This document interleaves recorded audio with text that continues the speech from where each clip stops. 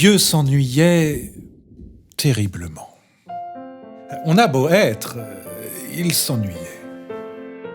Et il y avait bien les anges, les archanges, Satan n'existait pas encore, les chérubins et consorts, ce n'étaient pas des marrants. Un jour, l'idée lui vint de prendre un peu de boue et d'en faire l'homme. Et dans la foulée, il créa pour lui un jardin extraordinaire qu'il appela paradis. Mais paradis ou non, l'homme s'ennuyait aussi. À croire que Dieu, l'ayant créé à son image, l'ennui en faisait partie. Alors Dieu, qui manquait de boue à ce moment-là, prit une côte d'Adam, c'était le nom qu'il avait donné à l'homme, et fit la femme, destinée à être la compagne de l'homme. Il les réunit tous les deux et leur dit : « Vous êtes au paradis. C'est un endroit formidable. Vous êtes deux. Vous allez être éternellement heureux. Si vous avez quelques moments de libre, adorez-moi de temps en temps, cela me fera plaisir, peut-être que ça m'amusera enfin, car Dieu s'ennuyait toujours. » Le paradis, c'était bien. Et Adam et Ève était le nom que Dieu avait donné à la femme, nageaient dans une sorte de béatitude permanente. Mais le bonheur à haute dose, c'est un peu rasoir tout de même. Et Dieu contemplait tout cela, mais rapidement, il recommença à s'ennuyer.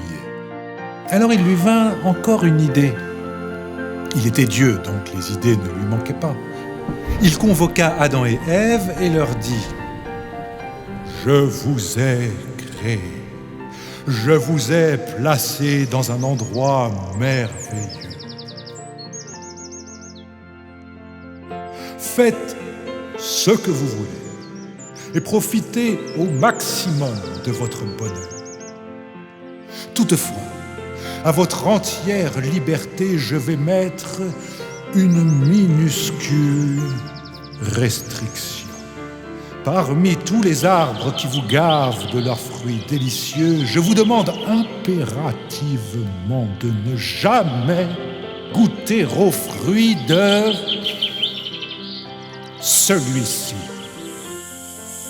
Il dit cela en désignant un vieux pommier fatigué, dont les fruits n'étaient pas particulièrement attirants. Et c'était ça l'idée. La grande idée. Dieu venait de créer tout simplement la morale, c'est-à-dire l'interdit.